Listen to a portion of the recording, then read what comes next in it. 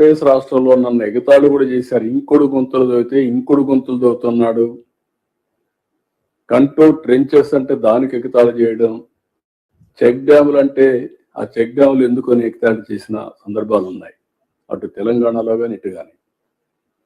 నా సంకల్పం మొట్టమొదటి నుంచి కూడా ఈవెన్ అట్ వన్ స్టేజ్ బావుల ద్వారా రీఛార్జ్ కూడా చేశాం. పక్కన పోయే నీళ్ళని తీసుకొచ్చి ఖాళీగా ఉండే బావుల్లో పైపులు వేస్తే ఆ నీళ్ళన్నీ వచ్చి బావి అంతా నిండితే అక్కడి నుంచి పర్కులేషన్ కింద రీఛార్జ్ కింద వెళ్తాయని చెప్పి అవి కూడా చేశాం. ఈరోజు ground water recharge I'm very happy.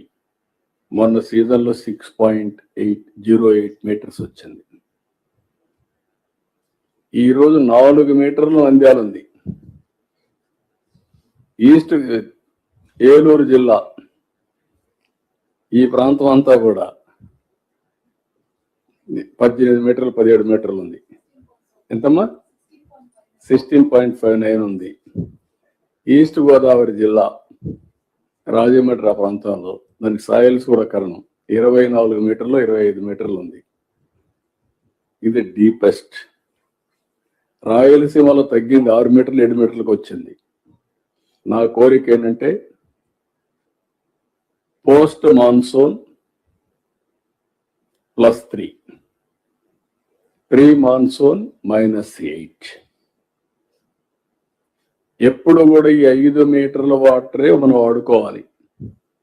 భూమినే జలాశయంగా చేసుకోవాలి. సర్ఫేస్ లో వచ్చే జలాశయాలు ఉన్నాయి, major irrigation, medium irrigation, minor irrigation ఉన్నాయి.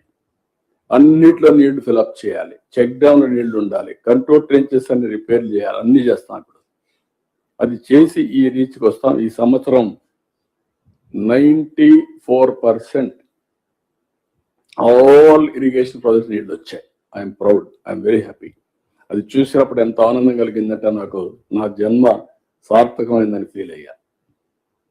ఇప్పుడు కూడా పోస్ట్ ఖరీఫ్ దగ్గర ఈరోజు ఎంత ఉన్నాయి, ఎన్ని నీళ్లు ఉన్నాయి? 780 టీఎంసీ రిజర్వాయర్లు నీళ్లు ఉన్నాయి. అది చూసినప్పుడు ఎంత ఆనందం కలుగుతుందంటే ఇప్పుడు మళ్ళా సమ్మర్ వస్తుంది. సమ్మర్ వచ్చిన తర్వాత పంటలు ఇన్ టైం ఇవ్వగలుగుతాం. నీళ్ల కోసం వెయిట్ చేసే పరిస్థితి లేదు. వర్షాల కోసం వెయిట్ చేసే పరిస్థితి లేదు. ఒకప్పుడు వర్షాలు పడితే తప్ప పంట లేని పరిస్థితి. ఇప్పుడు నారుమళ్ళు కూడా ఒకప్పుడు నీళ్లు వస్తే నారుమళ్ళు వేసాం. ఇప్పుడు నీళ్లు వస్తే నారుమళ్ళు కాదు. నువ్వు సీజన్ ప్రకారం వేయండి. మళ్ళా తుఫాన్ రాక మునిపే పంట తీసుకునే పరిస్థితి రావాలి. అదే సమయంలో నేను అగ్రిటెక్ కూడా తీసుకొచ్చి అగ్రికల్చర్ లో కూడా వినూత్నమైన మార్పులు తీసుకొచ్చాం. ఈ రాష్ట్రంలో రైతు అనే వ్యక్తి ఆత్మహత్య చేసుకోవడం కరెక్ట్ కాదు. అదే సమయంలో పక్కనే మనోహర్ గారు ఉన్నారు. ఈసారి ప్యాడీ ప్రొక్యూర్మెంట్ 95% కంప్లీట్ అయింది.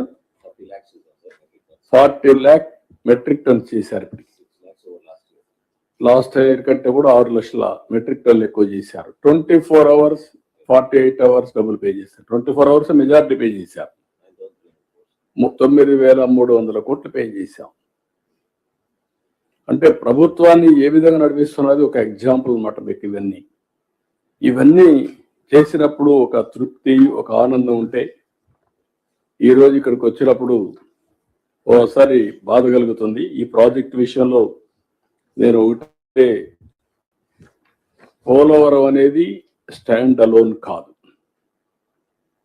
పోలవరం ఒక నర్వ్ సెంటర్. ఇది ఈ పోలవరం ద్వారా అనుసంధానం రాష్ట్రం అంతా కూడా నూక్ అండ్ కార్నర్.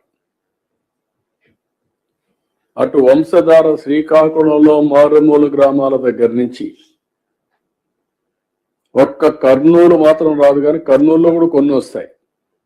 ఆలూరు వస్తుంది, పత్తికొండ వస్తుంది, కొద్దిగా కర్నూలు దగ్గరికి వస్తాయి. కానీ ఎమ్మిగనూరు ఆ ఏరియా అంతా కూడా కొంచెం ఇబ్బంది ఉంటే దాన్ని కూడా ఆలోచిస్తున్నాం. అవసరమైతే తుంగభద్ర నుంచి ఆ ప్రాంతానికని నీళ్లు తీసుకొచ్చి ఎంతవరకు చేయగలుగుతాం చేసి ఇక్కడి నుంచి కూడా ఎంతవరకు సప్లిమెంట్ చేయాలని చెప్పి ముందుకు పోతున్నాం. నేను ఆ సంకల్పంతోనే గోదావరి కృష్ణ అనుసంధానం చేస్తే పెన్నా డెల్టాలో ఉండే ప్రాజెక్ట్స్ అన్ని కూడా ఈ సంవత్సరం మీరు చూస్తే 365 టీఎంసీ నీళ్లు రాయలసీమలో ఈరోజు అన్ని రిజర్వాయర్లు కళకళలాడుతున్నాయి. అది చూసినప్పుడు ఎంత ఆనందంగా ఉంటుందంటే, రాయలసీమ అంటే ఒకప్పుడు ఎక్కడ చూసినా నీళ్లు లేకుండా ఇబ్బంది పడే పరిస్థితి నుంచి ఈరోజు ఒక పంటకు నీళ్లు ఇవ్వాలి అంటే నెల్లూరు జిల్లా 2 పంటలు వేసుకునే పరిస్థితి వచ్చారు. 2 కూడా వదిలేసే పరిస్థితికి వస్తున్నారు. సోమశిల, కందలేరు ఫుల్ గా ఉన్నాయి. ఖరీఫ్ కూడా నీళ్ళు రెడీగా పెట్టాం, అంటే అదిలే ఖరీఫ్ ఇవ్వడానికి. అంటే ఇవన్నీ కూడా ఎందుకంటే మేము అందుకే వాణిజ్య పంట కూడా వేయాలి, ప్యాడీని వేస్తే ప్రాబ్లం వస్తుందని కూడా చెప్తున్నాం. ఇవన్నీ చేస్తున్నాం. 2 రాష్ట్రాల్లో మీరు గుర్తుపెట్టుకోవాలి.